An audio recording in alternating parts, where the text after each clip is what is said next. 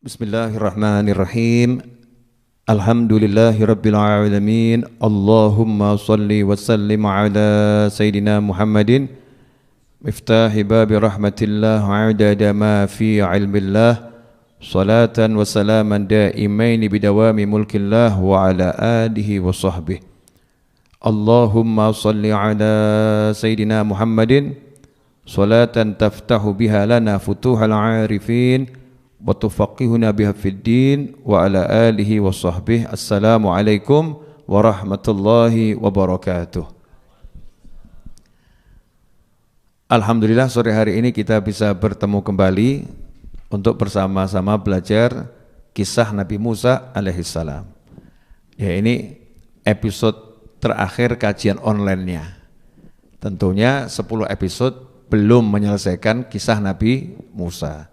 Maka insya Allah saya akan buat kajol online 2 lanjutan kisah Nabi Musa alaihissalam. Kapan itu? Ya, wallahu a'lam. Ya, bisa jadi lusa, bisa jadi Rabu, bisa jadi malam Jumat. Ya, pokoknya lanjutan kisah Nabi Musa alaihissalam. Lebih lanjut nanti akan saya jelaskan.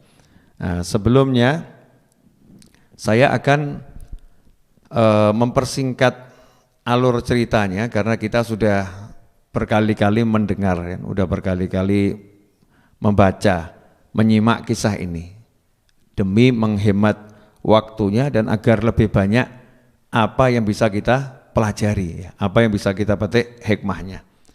Yang pertama, ketika Nabi Musa alaihissalam berada di tengah-tengah Bani Israel setelah tenggelamnya Firaun, di saat Nabi Musa menyampaikan dakwah, mengajak manusia untuk mengenal Allah Subhanahu wa Ta'ala dan menjalankan aturan-aturannya Allah Ta'ala, menjauhi larangannya Allah Ta'ala. Ya, Nabi Musa buat majelis, jadi ada pengajiannya. Jadi majelis ilmu itu adalah pekerjaannya para nabi dan rasul yang diwarisi oleh para ulama. Al-ulama warathatul anbiya. Bahkan khusus untuk ulamanya umat Islam punya keistimewaan sebagaimana disebutkan oleh Rasulullah SAW, ulama ummati ka'anbiya Bani Israel. Ulama umatku ini punya pangkat keistimewaan seperti nabi-nabinya Bani Israel. Ya, seperti nabi-nabi Bani Israel. Makanya Nabi Musa alaihissalam sampai-sampai minta dijadikan umatnya Nabi Muhammad sallallahu alaihi wasallam. Ikhwani rahimakumullah, suatu ketika datang seseorang bukan dari kelompok Bani Israel ikut pengajiannya Nabi Musa. Ya, jadi bukan Bani Israel, tapi ikut pengajiannya Nabi Musa. Pendatang itu. Nah, biasanya memang kalau pendatang itu tidak tahu tata krama, etika majelisnya biasanya bagaimana. Suka enggak ngerti. Beda dengan orang yang sudah ikut berbulan-bulan atau bertahun-tahun, dia tahu, oh majelis ini etikanya seperti ini. Karena setiap majelis mungkin punya etika khusus yang enggak dimiliki sama majelis yang lain. Nah, datang satu orang ini tiba-tiba nanya kepada Nabi Musa alaihissalam, wahai Musa, ada tidak yang lebih alim dari kamu di muka bumi ini? Yang lebih pintar dari kamu di muka bumi ini ada enggak? Pertanyaan ini sekaligus ya sebagai pernyataan. Ya, pertanyaan sekaligus pernyataan, testimoni kalau Nabi Musa itu sangat alim. Karena Nabi Musa sangat alim, yang nanya itu terkagum-kagum, terus nanya, kira-kira ada enggak yang lebih alim dari Nabi Musa?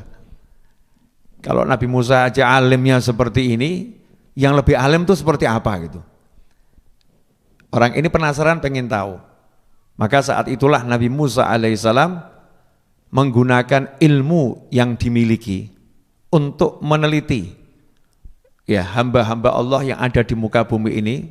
Dibuka database-nya oleh Nabi Musa sesuai dengan database yang dimiliki oleh Nabi Musa alaihissalam, diakses.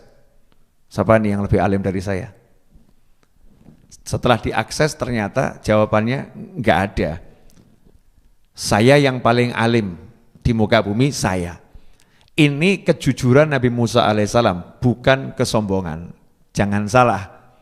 Nggak mungkin ada wali sombong, apalagi Nabi sombong. Nggak mungkin. Jadi Nabi Musa sebagai seorang yang alim berilmu harus jujur secara ilmiah. Saya orang yang paling alim.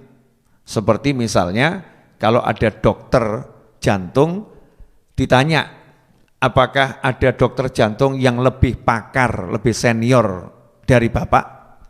Kalau memang dia dokter yang paling senior, paling pakar, paling hebat, ya dia harus ngomong nggak ada. Saya yang paling hebat, saya nomor 1 dokter jantung di Indonesia. Maka ucapannya itu bukan kesombongan, tapi itu kejujuran ilmiah. Ya, kejujuran ilmiah ini dibutuhkan, ya diperlukan, ya untuk banyak kepentingan. Sehingga orang yang dengar nggak ragu, orang yang dengar mantap, ya akan keputusan dokter tersebut. Sama dengan ucapan Nabi Musa alaihissalam, maka beliau mengatakan, nggak ada, ya saya ini yang paling alim. Tapi Nabi Musa saat itu lupa untuk mengucap wallahu a'lam. Ini menurut ilmu saya, tapi Allah lebih tahu. Ya, Allah lebih tahu. Saya enggak tahu ilmunya Allah Subhanahu wa taala. Wallahu a'lam. Allah lebih tahu, Allah lebih mengerti. Karena Nabi Musa lupa mengucapkan wallahu a'lam, maka Allah taala menegur Nabi Musa dan Allah memberitahukan informasi yang setelah Nabi Musa meneliti dengan ilmunya ternyata Nabi Musa enggak mendapatkan informasi tersebut. Yaitu ada hamba Allah yang tinggal di pertemuan 2 laut, namanya Khidir atau Khadir alaihis salam, itu lebih alim dibanding Nabi Musa alaihissalam. Punya ilmu yang tidak dimiliki oleh Nabi Musa alaihissalam. Orang itu kemudian dikasih tahu oleh Nabi Musa, ada ternyata yang lebih alim dari saya, Khadir. Nah, kira-kira kalau Anda jadi Nabi Musa, penasaran enggak? Sofoi. Siapa ini ya? Khadir alaihissalam ini. Kok sampai-sampai saya enggak bisa ngecek ya. Saya cek itu kok enggak muncul datanya. Datanya kok enggak muncul, kok disembunyikan oleh Allah Subhanahu wa taala, dan ternyata punya ilmu yang lebih hebat dari saya yang tidak saya miliki. Penasaran Nabi Musa alaihissalam. Beginilah sya'nul ulama. Para ulama itu selalu haus akan ilmu. Ya, ulama itu haus akan ilmu. Sama dengan orang yang ahli bulu tangkis. Kalau dikasih tahu di kota sana ada orang yang main bulu tangkisnya lebih hebat dari kamu, dia pun penasaran, pengen bertanding melawannya. Kan seperti itu. Ahli catur. Kalau dikasih tahu, oh di desa sana ada anak kecil yang main caturnya jauh lebih hebat dari kamu. Kalau ini ahli catur juara 1 di Indonesia dikasih tahu seperti itu, ya penasaran. Ya saya pengen ketemu anak tadi. Saya pengen tanding ya lomba catur sama dia. Siapa kira-kira pemenangnya? Nabi Musa alaihissalam bukan mau lomba ilmu. Nabi Musa penasaran dengan ilmunya Nabi Khidir, pengen dapat ilmunya, pengen bisa jadi muridnya. Bayangkan itu Nabi Musa alaihissalam ilmunya sudah kalimullah, diajak bicara langsung oleh Allah tanpa perantara malaikat, langsung Allah letakkan di hatinya, ya apa yang Allah inginkan, Allah sampaikan langsung ke hati Nabi Musa alaihissalam, yang ilmunya luar biasa, dikasih tahu ada yang lebih alim, pengen belajar jadi muridnya. Nah ini pelajaran buat kita. Lawang kita ini alim ya belum, bodoh ya jelas. Ya kita ini kan bodohnya masih banyak.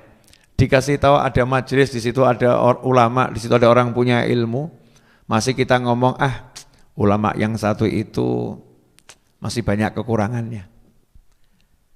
Ulama yang satu itu saya enggak cocok, dia masih punya kekurangan ini.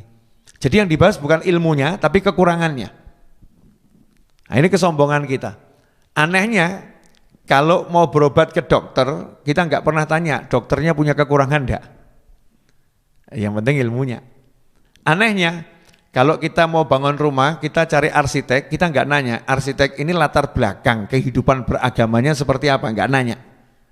Kita nggak nanya, arsitek ini kehidupan sosialnya bagaimana, nggak nanya. Yang kita tanya, dia ini kalau gambar bagus tidak? Kita butuh ilmu gambarnya, kita nggak peduli dengan latar belakangnya dia, selain gambar ini dia bagaimana, saya nggak ngurus, kan begitu. Dokter, yang penting dia bisa bantu penyembuhan saya. Perkara dia mau alirannya apa, agamanya apa, dia di luar dokternya dia itu punya hobi apa, saya nggak ngurus. Yang penting dia di ilmunya jujur, memang dia pandai, dia ahli di ilmunya. Tapi kenapa terhadap ulama kok kita nggak seperti itu? Kenapa terhadap ulama kita kok kemudian masih cari salahnya, cari kurangnya, ilmunya nggak kita ambil. Di situ nanti kita akan ruginya luar biasa. Akan mendapatkan banyak kerugian. Ya, banyak kerugian. Nah, Nabi Musa alaihissalam begitu dikasih tahu ada yang lebih alim, maka lantas minta petunjuk kepada Allah Ta'ala untuk dipertemukan, padahal beliau dalam kondisi masih mengajar dan beliau punya umat yang jumlahnya cukup besar. Semua itu beliau tinggalkan, wakilkan pada Nabi Harun, dah kamu yang ngajar mereka semua, saya mau belajar. Ya, saya mau belajar. Ditinggalkan semua itu, belajar kepada seorang hamba Allah yang gak jelas tinggalnya di mana. Alamatnya ada, fotonya gak ada. Ya, fotonya gak ada, alamatnya ada.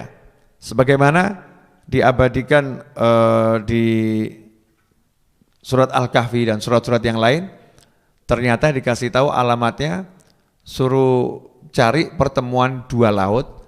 Nanti kalau udah sampai di sana, kamu bawa ikan sepanjang perjalanan. Nanti kalau ikan kamu itu kena airnya hidup lagi, ya disitulah alamatnya Nabi Khidir alaihissalam. Ada yang mau nyari? Nabi Musa alaihissalam lantas ngajak teman satu, muridnya. Ya, teman satu muridnya. Diajak, yuk saya ajak cari hamba Allah Khidir alaihissalam. Muridnya ya senang, ya penasaran. Tapi juga mungkin bertanya-tanya, alamatnya di mana ini? Sehingga diajak berjalan. Nabi Musa berjalan bersama muridnya karena memang alamatnya menurut Allah Ta'ala di pertemuan dua laut, yang nggak mungkin nyarinya di gunung. Tidak mungkin nyarinya di hutan, maka harus menyusuri tepi laut.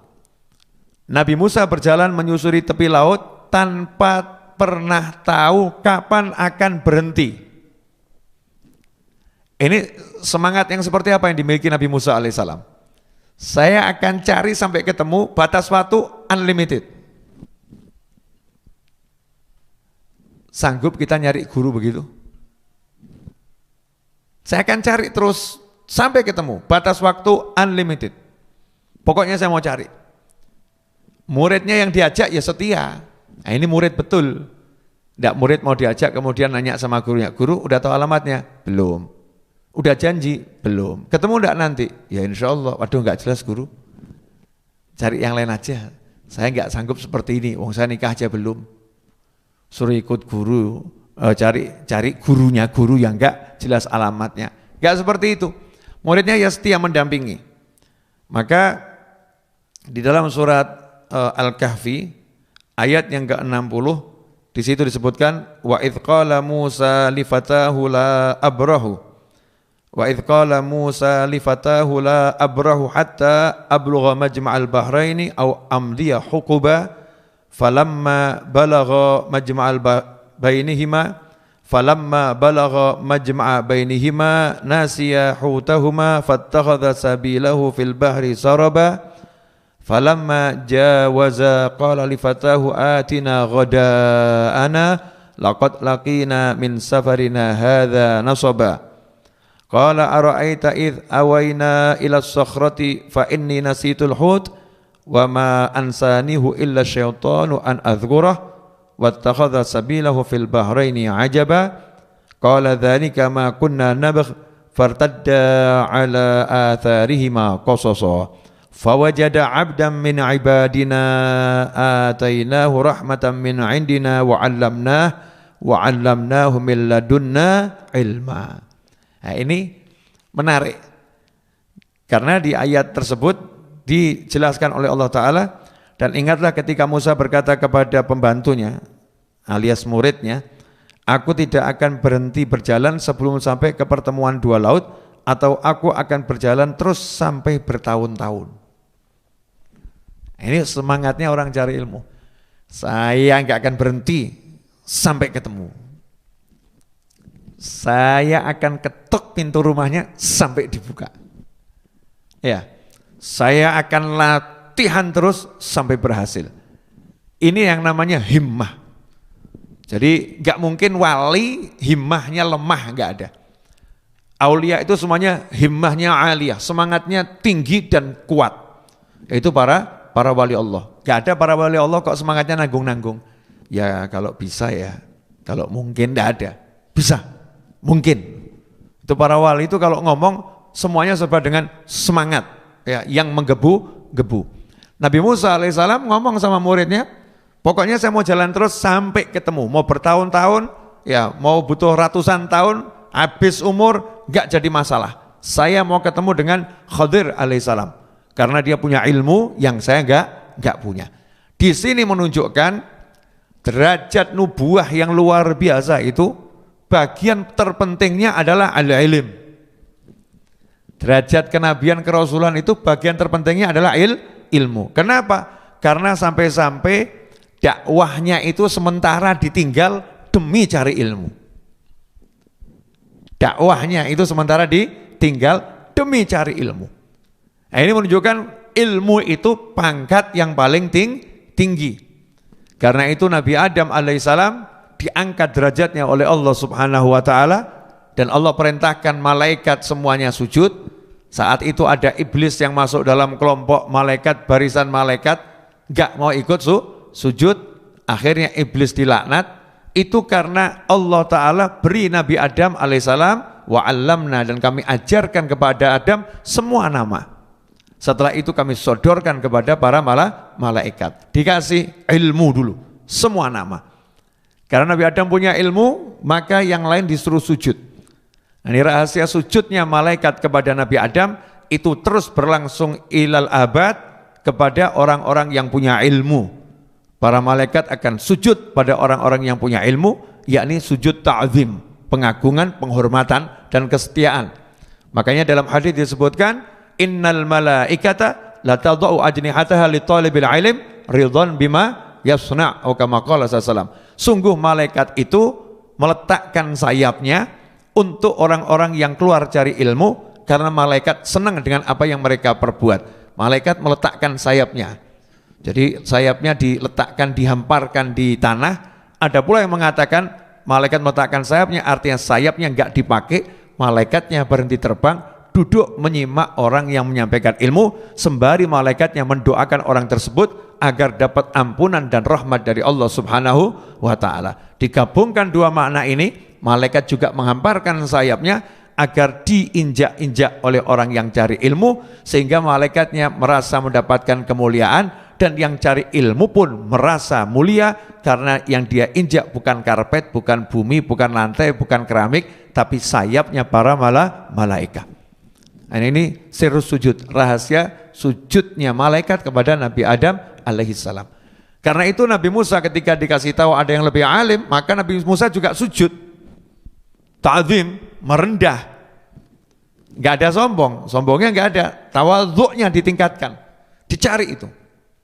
Ya, dilakukan perjalanan, dan ini perjalanan berikutnya seperti perjalanan Nabi Musa keluar dari Mesir.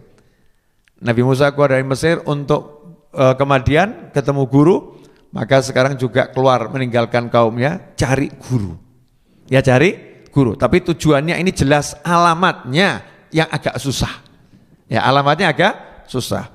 Maka dilanjutkan saat itu di ayat yang ke-61, maka mereka sampai ke pertemuan dua laut itu, mereka lupa ikannya, lalu ikan itu melompat mengambil jalannya ke laut itu. Jadi saat sampai di pertemuan dua laut, Nabi Musa nggak tahu di mana pertemuan dua laut itu, nggak tahu. Tapi sampai di suatu tempat yang tempat itu dikatakan pertemuan dua laut, Nabi Musa istirahat lelah, Ya, pengen makan siang. Ya, pengen makan siang. Nabi Musa mengatakan, falamma jawaza, setelah keduanya itu melewati pertemuan dua laut, kan waktu istirahat, kemudian ikannya keluar dari tempatnya.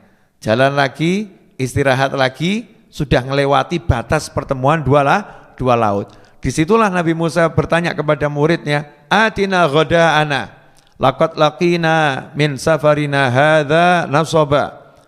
Tolong siapkan makan siangnya, karena sesungguhnya kita sudah menemukan rasa lelah, ya, merasa letih, perjalanannya sangat melelahkan, sudah jalan jauh, udah capek, sekarang saatnya makan siang.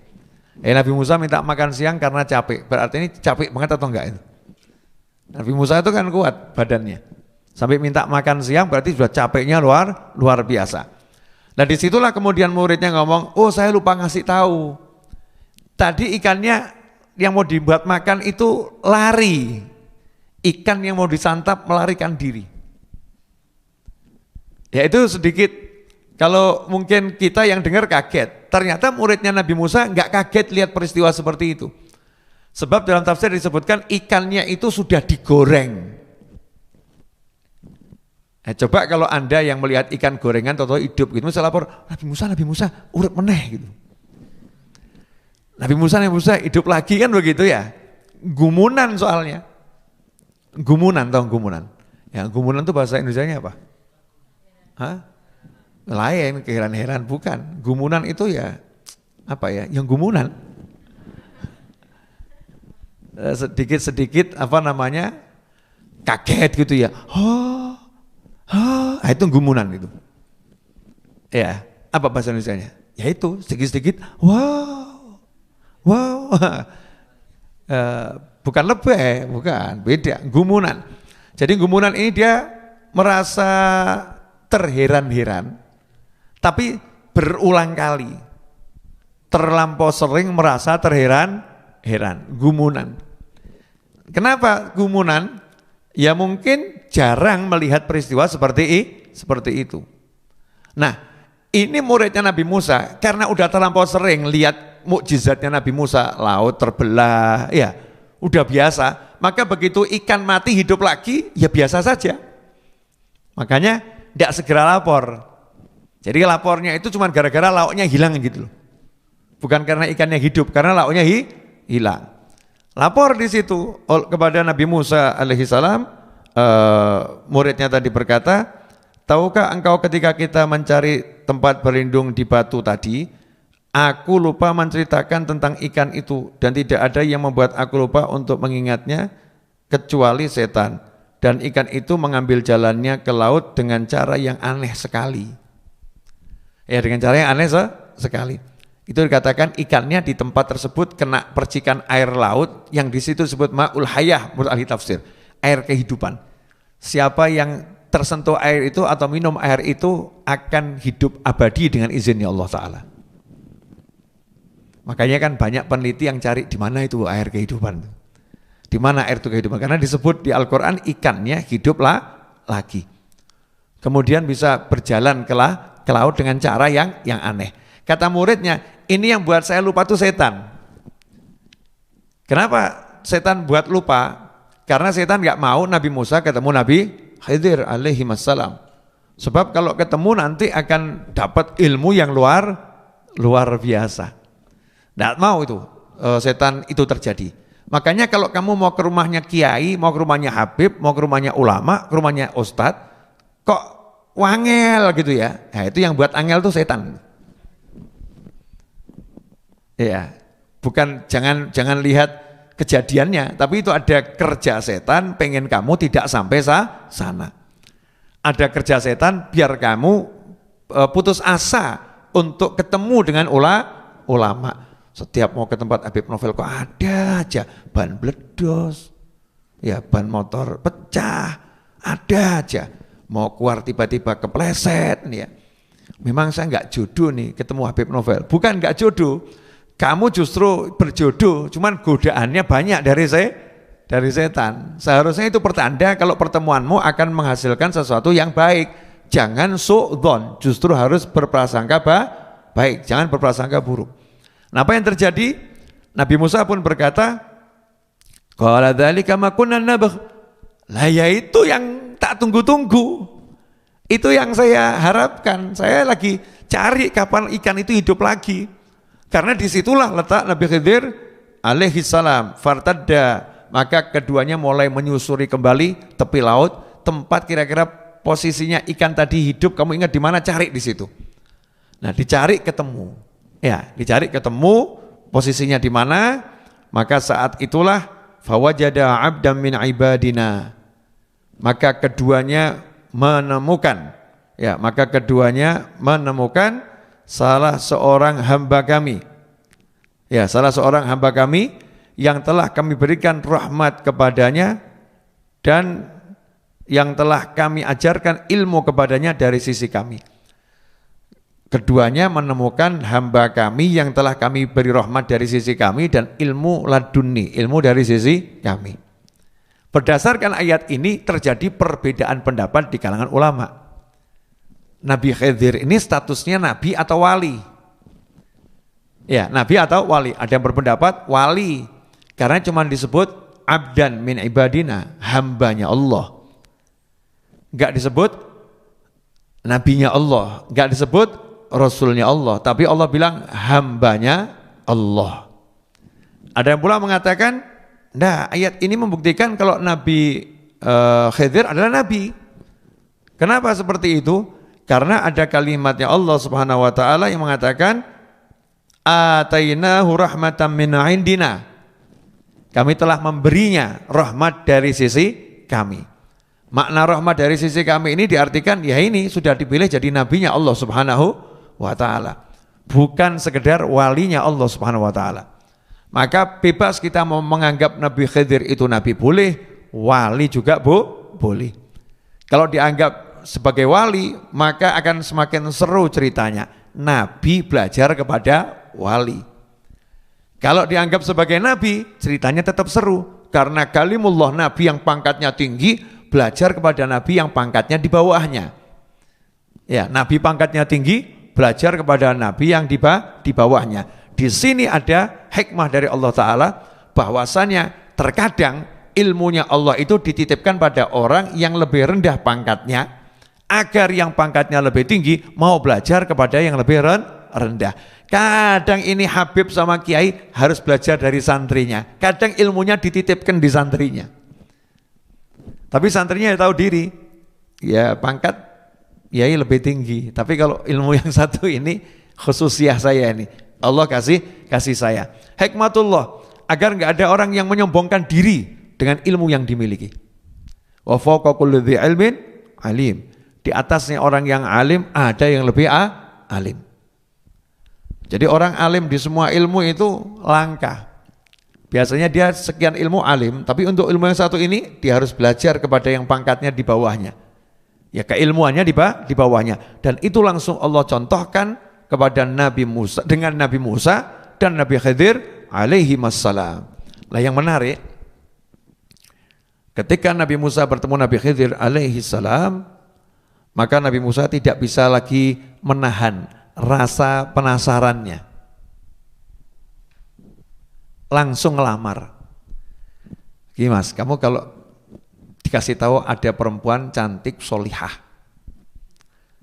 perempuan cantik solihah, cerdas, baik, dan perempuan ini masih lajang ya, belum punya suami.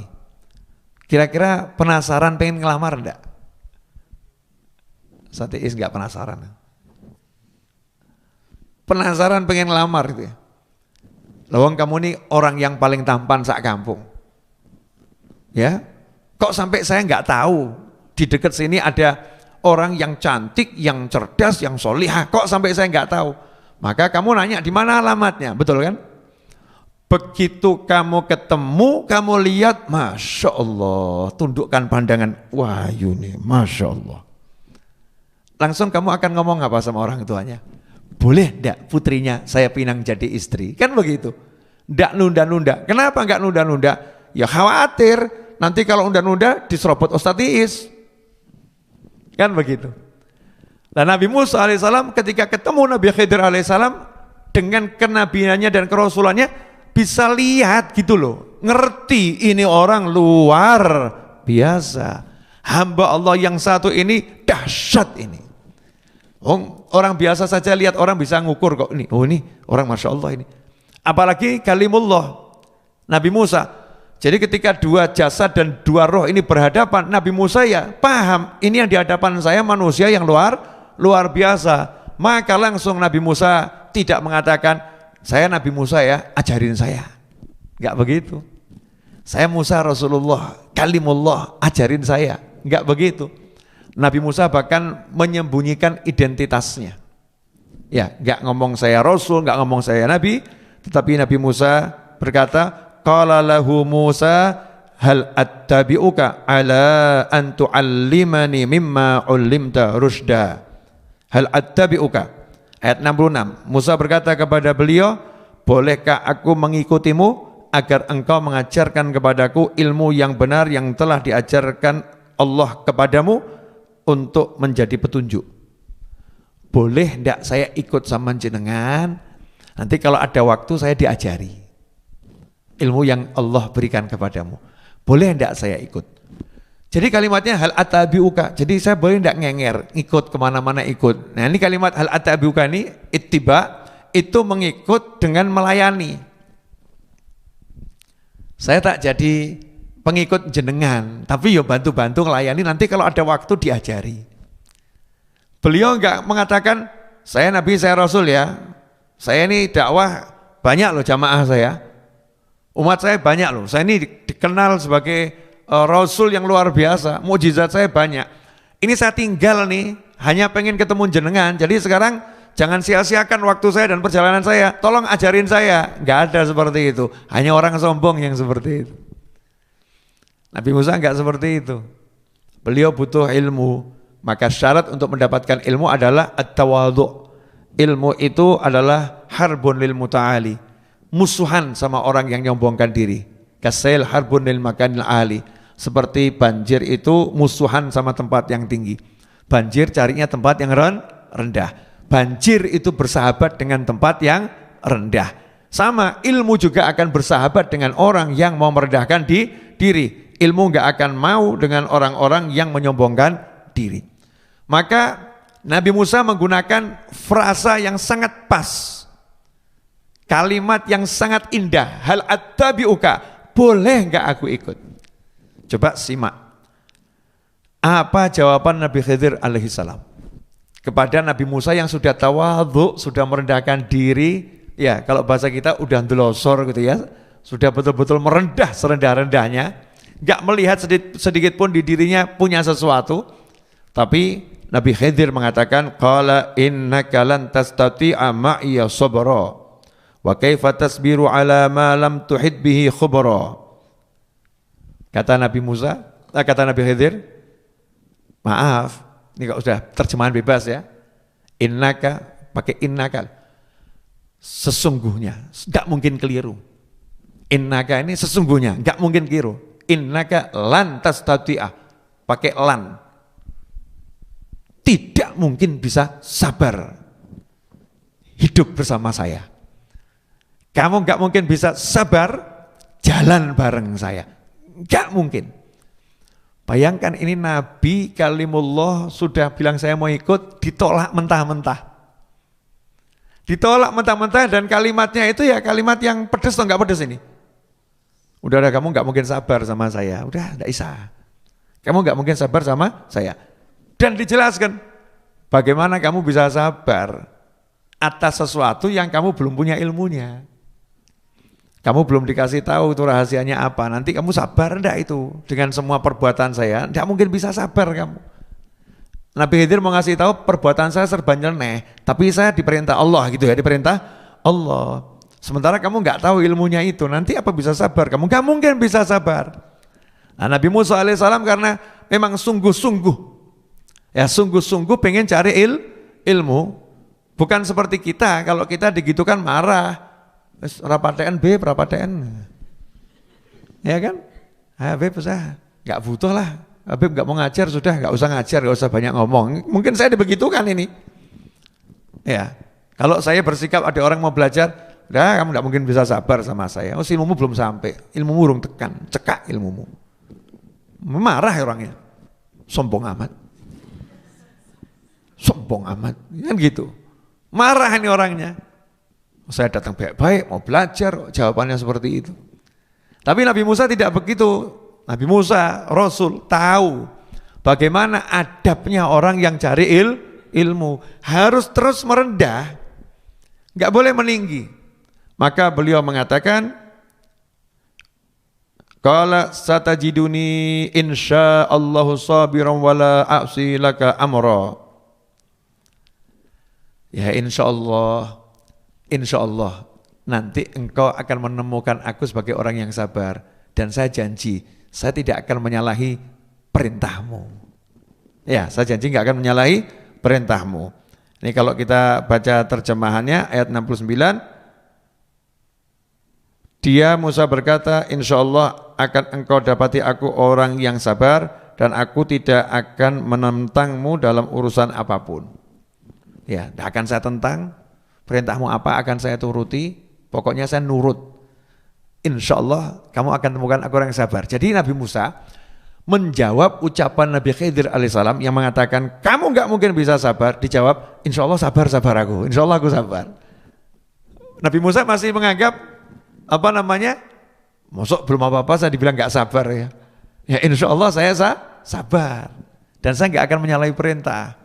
Maka dari situlah Nabi Khidir alaihissalam kembali berkata kepada Nabi Musa alaihissalam, qala fa in ittaba'tani fala tas'alni an syai'in hatta uhditsa laka minhu dzikra. Saya kasih syarat, kalau kamu memang masih maksa, pengen ikut saya, syaratnya satu. Jangan nanya apapun yang saya lakukan sampai nanti saya yang jelaskan apa tujuannya. Nabi Musa jawab, deal, sepakat, tidak akan nanya. Sekarang saya mau nanya sama kamu mau belajar tapi dilarang bertanya, kira-kira seneng atau sebel? Udah ya, saya mau ngajar, suka-suka saya. Kalau belum saya jelaskan jangan nanya. Dan kalau udah saya jelaskan pun ya jangan nanya, sampai saya izinkan nanya baru nanya. Kalau saya mau ngajar, saya ngomong begitu, kira-kira Anda menganggap saya ini manusia seperti apa? Sombong amat. Ruwet kita ya. Tapi Nabi Khidir alaihissalam memang mau menguji Nabi Musa alaihissalam dan juga mau menunjukkan ilmunya. Kamu itu udah tak kasih tahu, nggak mungkin sabar. Nggak mungkin sabar. Nabi Khidir bisa ngomong nggak mungkin sabar, ya karena memang udah dikasih tahu sama Allah Taala, Musa nggak mungkin bisa sabar. Nggak mungkin bisa sabar. Tapi Nabi Musa sebagai pencari ilmu yang sungguh-sungguh, udah jalan jauh, udah capek, udah ketemu orangnya, udah lihat kehebatannya, mau ngelamar, belum ngucap sudah ditolak. Kira-kira bagaimana? Udah anak, mohon maaf ya, kamu nggak layak untuk putri saya, pulang saja. Kira-kira kamu pulang atau enggak? Nah, kalau pulang ya bukan laki-laki. Kalau laki-laki ya akan jawab, ya kalau saya enggak layak Bapak, tolong jadikan saya layak untuk putri Bapak, lanang tenan gue. Kalau saya enggak layak, jadikan saya layak untuk putri Bapak. Ngelamar pekerjaan, kalau saya enggak layak, ya jadikan saya layak untuk bekerja dengan Bapak. Caranya gimana biar layak? Terangkan pada saya. Ini namanya orang punya semangat. Nabi Musa punya semangat, maka yang jawab dibilang enggak sabar, lantas tati'a. Jawabannya, insya Allah sabar. Sudah dicap loh, kamu nggak mungkin sabar. Nabi Khidir bahkan tidak pakai kalimat insya Allah kamu nggak mungkin sabar itu ada. Dan dengan jazm, lantas tati'ah, kamu tidak mungkin bisa sabar. Kenapa Nabi Khidir bisa ngomong seperti ini? Karena memang punya ilmu dari Allah Subhanahu wa Ta'ala. Ini tidak boleh kita tiru. Wah, datang orang gitu, kamu nggak mungkin bisa, nggak mungkin bisa. Apa kita dikasih tahu sama Allah orang ini tidak mungkin bisa? Kan enggak. Kecuali kita ngomongnya, menurut pengalaman saya, model-model seperti kamu ini tidak mampu nih. Model seperti kamu ini insya Allah nggak mampu nih. Menurut pengalaman saya ini. Nabi Musa jawab, insya Allah saya sabar, insya Allah. Udah pokoknya saya akan berusaha diem, disuruh apapun nurut, berbuat apapun tidak nanya, deal. Apa yang terjadi pada kisah selanjutnya? 3 kali peristiwa yang dilakukan Nabi Khidir alaihissalam, Nabi Musa 3-tiganya nanya. Berarti sabar enggak? Enggak. Terakhirnya kan Nabi Khidir ngomong, udah. Wes cukup. Sudah 3 kali. Ya sudah 3 kali kamu langgar perjanjian kita, cukup. Nah ini makanya sampai sekarang pun kalau perceraian itu ya 3. Itu orang itu biasanya dikasih kesempatan 3. Biasanya angka 3 ini memang sesuatu ya dari zaman Nabi Musa, Nabi Khidir. Wes peng telu, wes cukup. Sudah 3 kali. Nah yang pertama Nabi Musa itu lupa. Kalau nggak boleh nanya, yang pertama memang lupa. Nah kalau yang kedua ya memang nggak lupa. Yang ketiga nggak tahan. Yang ketiga nggak tahan. Karena yang pertama kasusnya ringan. Yang pertama itu kasusnya ringan ya. Kalau kita baca di sini, fantalaqa hatta idza raqiba fis safinati kharaqaha qala akhraqtaha litughriqa alaha laqad jita syai'an imra. Yang pertama Nabi Musa, Nabi Khidir mau nyebrang laut. Ya di situ Nabi Musa kan juga tidak angkat tongkatnya kemudian pukulkan ke laut biar belah, ya enggak. Kenapa seperti itu? Mau ada kapal dan tidak dibutuhkan. Ya, mukjizat ini muncul kalau terdesak. Nabi itu pakai kelebihannya emang kalau kepepet, kalau enggak ya menunjukkan sifat kemanusiaannya. Ada kapal, ya naik kapal. Tapi enggak punya duit. Nabi Musa kehabisan duit, Nabi Khidir enggak bawa duit. Dua-duanya enggak bawa uang, mau naik kapal harus bayar. Nanya, boleh numpang enggak? Enggak. Boleh numpang enggak? Enggak. Boleh numpang enggak? Enggak. Ada satu orang ini yang punya kapal, lihat, ini orang kok wajahnya menyenangkan dua-dua ini ya. Dipersilahkan, silakan ikut bareng kami, silakan ikut bareng kami. Karena lihat wajahnya itu paham, ini orang soleh, ini orang baik. Ayo monggo, enggak usah bayar, gratis, silakan naik. Ya samalah seperti jenengan kalau makan di rumah makan, terus lihat wajah jenengan, oh buat kamu gratis dek, gitu, Masya Allah. Masya Allah, paham, mergo gak duit gitu. Nah ini subhanallah, naik kapal tersebut, Nabi Khidir kemudian lihat ada kapak, kapaknya diambil, kapalnya dirusak. Sel tembok itu tutup tembok, kapalnya dirusak. Nabi Musa langsung protes, ini kok dirusak, pengen kelelep kabeh. Apa kamu pengen menenggelamkan semuanya?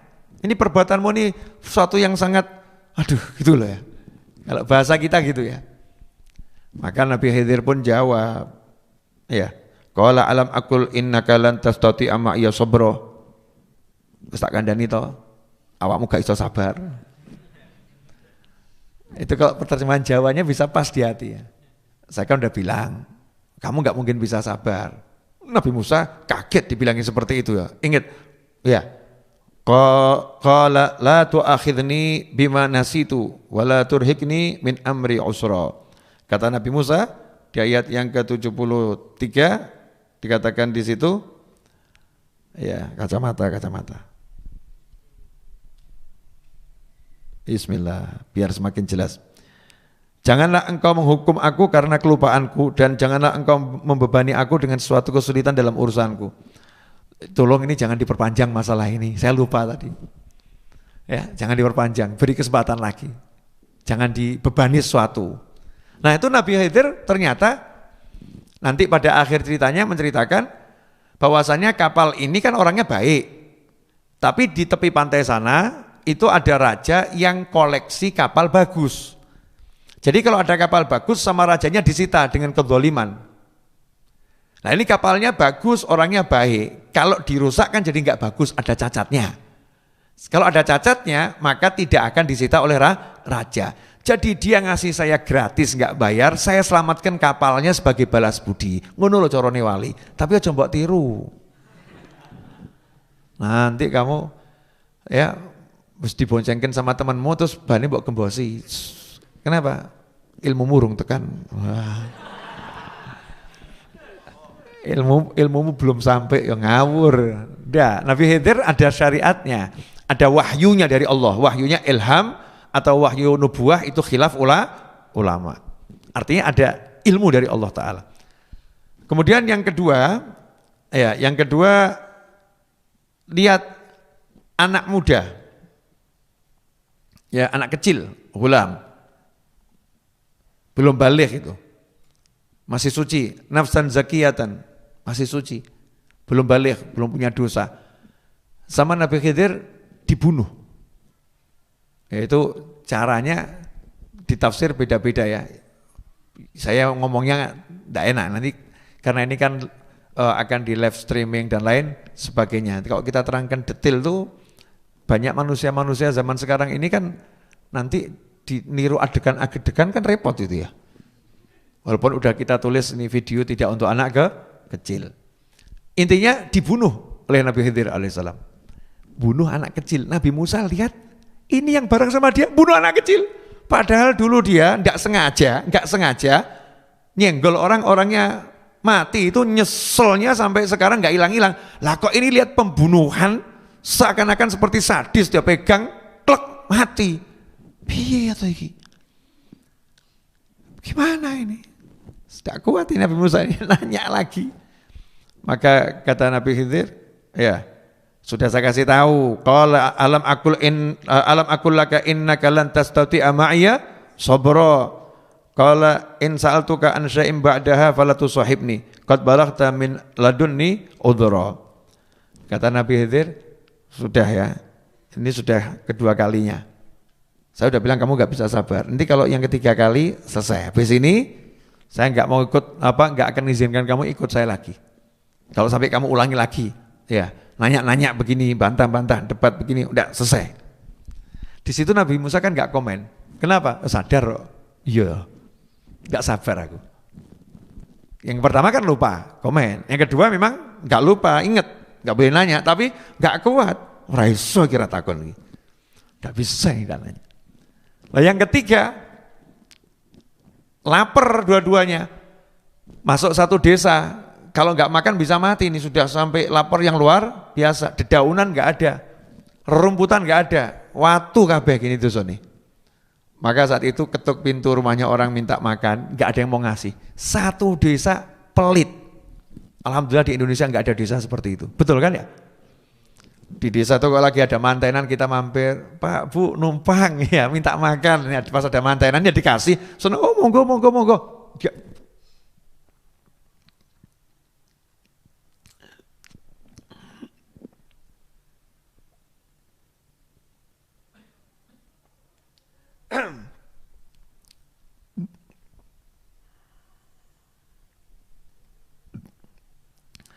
asam lambung lagi naik, ya kirim.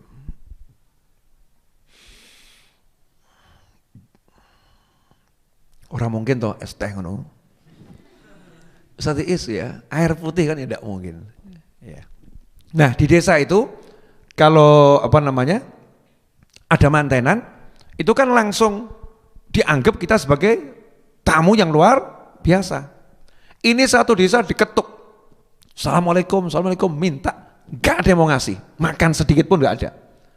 Habis itu lihat ada rumah mau roboh. Nabi Khidir aneh-aneh. Yuk, ewangi bangun. Lah ini sudah tidak kuat mau mati gara-gara lapar, diajak bangun rumah. Dan rumahnya orang pelit gitu loh ya. Ini kan satu desa apa? Pelit. Nabi Musa gak kuat. Ini gimana ini? Satu desa ini pelit kok kita suruh bangun. Ini rumahnya anak yatim. Kakeknya yang ketujuh orang soleh. Di bawah rumah ini ada harta peninggalan. Nanti tafsirnya apa panjang tuh ya, harta peninggalan. Kita jaga rumah ini dibangun biar gak roboh, biar hartanya aman sampai nanti anak yatimnya dewasa, biar bisa menikmati hartanya. Karena kalau ini roboh, kelihatan orang akan diambil sama orang-orang. Di situ finish udah 3 kali, wes silakan pulang ke kaummu, kamu gak bisa ikut aku. Kamu gak bisa ikut aku. Ikhwani rahimakumullah. Nah inilah kisah bagaimana Nabi Musa dan Nabi Khidir itu jalan bareng dengan ilmu yang berbeda. Makanya kalau ada ulama itu punya cita rasa yang beda, biasanya itu dipisahkan. Kamu tinggal aja di kota sana, saya tinggal di kota sini, dipisahkan. Masing-masing akan memberi manfaat sesuai ilmunya. Ya sesuai ilmunya. 2 pedang tidak bisa tinggal di satu sarung, nggak bisa. Dan saking hebatnya ilmu Nabi Khidir alaihissalam, ketika Nabi Muhammad SAW menceritakan kisah Nabi Khidir dan Nabi Musa alaihissalam, Rasulullah mengatakan rahimallahu Musa. Semoga Allah merahmati Musa. Maksudnya Nabi Musa kan udah meninggal ya, almarhum gitu. Rahimallahu Musa. Seandainya Musa itu mau sabar sedikit lagi saja, kita akan dapat ilmu lebih banyak. Artinya apa? Kanjeng Nabi Muhammad SAW sendiri pun penasaran dengan ilmunya Nabi Khidir. Coba sabar sedikit kan itu ya akeh gitu. Dengan ini saja Nabi Muhammad itu dapatnya udah sangat banyak SAW. Beliau pengen kalau sabarnya ditambah lagi, kita akan dapat lebih banyak lagi. Jadi Nabi Khidir ini dikasih memang ilmu oleh Allah SWT yang istimewa, khusus. Ya ilmu khusus. Ilmunya Nabi Khidir alaihissalam. Nah, Nabi Musa bisa jalan bareng dengan Nabi Khidir. Satu nyarinya sungguh-sungguh, yang kedua menzerokan dirinya 0. Aku enggak punya apa-apa, aku bukan siapa, aku mau belajar. Yang menyebabkan Nabi Musa itu diputus hubungan oleh Nabi Khidir alaihissalam gara-gara muncul ilmunya. Menurut ilmuku enggak benar ini. Menurut ilmuku enggak benar ini. Menurut ilmuku enggak benar ini. Kan udah mulai pakai ilmunya, nggak jadi kertas kosong lagi, kertasnya udah ada tulisan.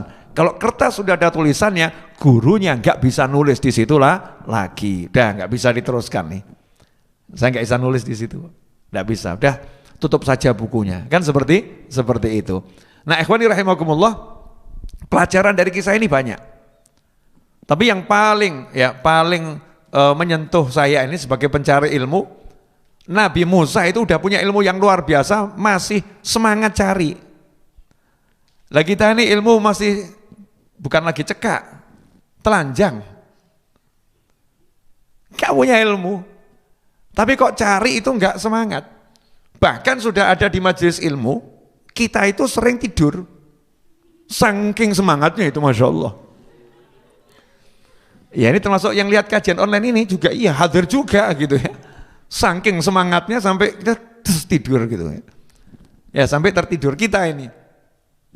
Ya. Beda sekali dengan Nabi Musa alaihissalam. Semangat saya ya Allah. Nabi Musa itu semangatnya luar biasa. Makanya penuntut ilmu harus punya semangatnya gitu. Semangat untuk cari guru, semangat untuk cari ilmu. Nah, kalau udah ketemu guru, syaratnya satu, sabar. Nggak ada yang mau dapat ilmu kalau tidak mau sabar ya. Harus sabar. Jangan maksa-maksa gurunya. Guru, kapan ngajar ini? Saya udah seminggu di sini nggak diajarin apa-apa guru. Guru, boleh nggak nanya? Semenengah wae.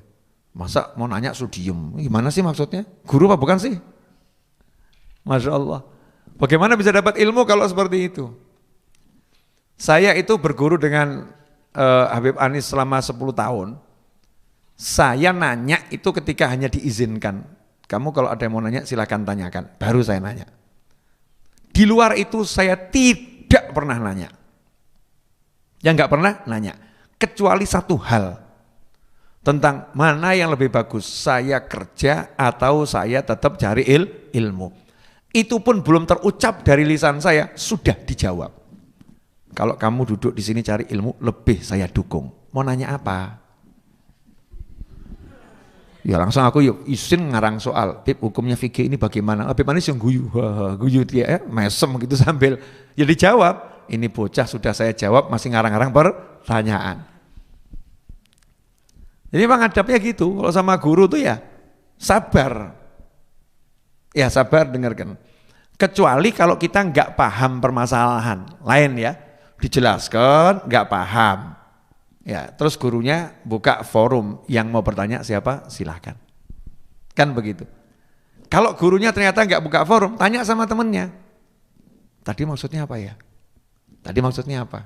Tadi maksudnya apa? Tanya dulu sama temennya. Ojo kesusun kok baik guru, tanya sama temennya. Karena di antara teman-teman kita ini ada orang-orang yang dipahamkan oleh Allah Subhanahu wa taala. Oh gitu ya. Ya ngono. Tanya lagi, bener ngono? Ya gitu. Berarti ora bareng ora kotok gitu. Cuman saya enggak paham, yang lainnya ternyata apa? Paham. Lah kalau dikit-dikit semua nanya sama gurunya, 10 orang, yang 9 paham, yang 1 enggak paham, terus nanya terus, maksudnya apa guru? Dijelaskan, maksudnya apa guru? Ya stres guru nih. Jaksa gurunya itu. Enggak ada namanya. Ya kita kembalikan pada kawan-kawan yang paham, yang ngerti. Ya silahkan tanya kepada yang lain. Nah ikhwani rahimakumullah, pemirsa dimanapun Anda berada, jazakumullah khairan atas kebersamaannya. Nah untuk yang kali ini memang sengaja tidak saya kasih tanya jawab, sekaligus praktek tadi.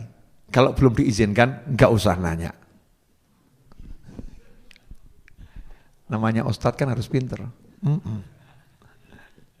Ya, nggak ada tanya jawab, tapi silakan ketik pertanyaannya di di grup, ya tulis di grup pertanyaannya. Saya akan baca, saya akan jawab dalam bentuk kajian di YouTube. Ya, dalam bentuk kajian di YouTube, insya Allah. Kemudian saya akan selenggarakan kajian online berikutnya. Harinya nanti saya akan umumkan. Episodenya berapa akan saya umumkan insya Allah, melanjutkan kisah Nabi Musa alaihissalam. Mau enggak kira-kira santri-santri? Mau ya? Ya. Pemirsa di rumah ini yang bagian kajol mau apa enggak ya saya enggak tahu. Enggak mau juga enggak apa-apa. Yang penting kalian mau kan? Iya mau. Mau kan? Mau. Yang di sini kan saya kasih gratis. Kenapa? Jauh-jauh mau ke sini. Betul kan ya? Jadi kalau mau gratis jauh-jauh ke sini, ya, ya, jauh-jauh ke sini. Jelas semuanya? Apa itu? Ya, jauh-jauh ke sini. Alhamdulillah, ini para santri langsung aja lanjutkan ke musola, persiapan untuk berbuka sebentar lagi ya. Dipimpin baca doa seperti biasanya itu Pak ya.